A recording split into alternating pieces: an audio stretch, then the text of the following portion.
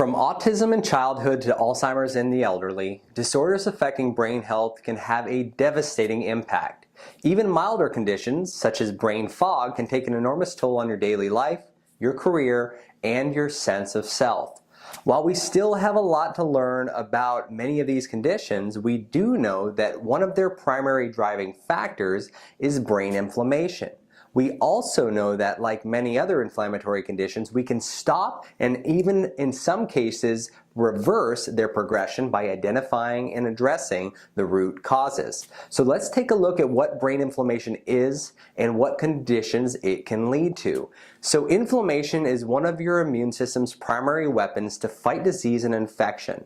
However, when you experience high levels for extended periods of time, known as chronic inflammation, it can be extremely damaging. Unfortunately, we are exposed to a massive amount of inflammatory substances on a daily basis thanks to our modern environment.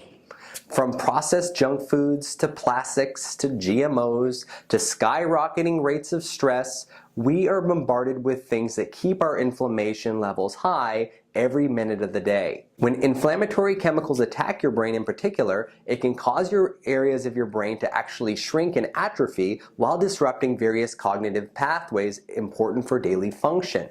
Here are 5 conditions that have been linked to brain inflammation. So number 1, brain fog. Who doesn't experience brain fog? This term describes a set of symptoms including fatigue, difficulty concentrating, forgetfulness, and even confusion. While many factors can contribute to brain fog, they are virtually all linked to high levels of inflammation, which makes a lot of sense. If your brain is inflamed and under attack, it's not going to function optimally.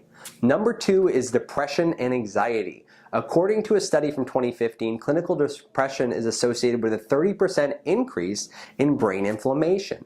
Research has found that when immune cells are activated for one reason or another, they produce pro-inflammatory cytokines or chemical messengers that act on the brain to cause sickness behavior, also known as sickness syndrome. When this immune activation continues for extended periods of time unabated, as you see with systemic infections, toxic exposures, autoimmune diseases, and various cancers, the bombardment of immune signaling to the brain can lead to an exacerbation of sickness and the development of depression.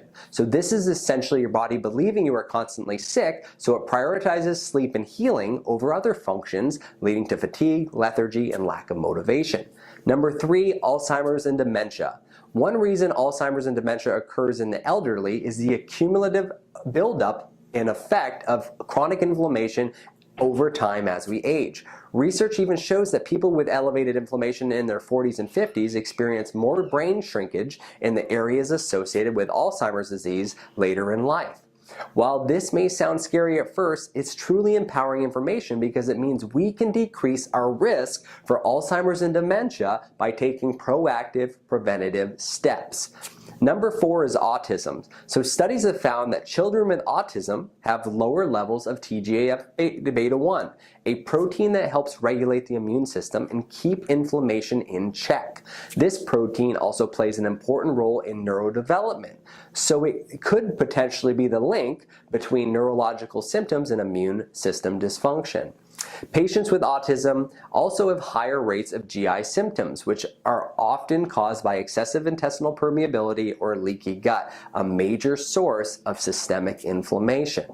Number 5 is PANS and Pandas. These 2 conditions occur in children who develop a sudden onset of mood imbalances, OCD-like symptoms, motor tics, a regression in development, and various other behavioral changes caused by an autoimmune response in the brain, which leads to encephalopathy or brain inflammation. Streptococcal or strep infections are very common infectious triggers for encephalopathy, but a number of viral, bacterial, fungal, and toxic triggers have all been identified to exacerbate this problem.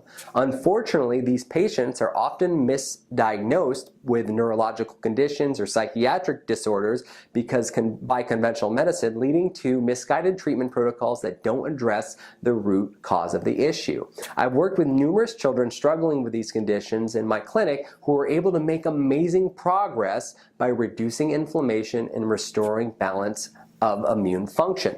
The good news is that we can both prevent and overcome these conditions with a root cause approach.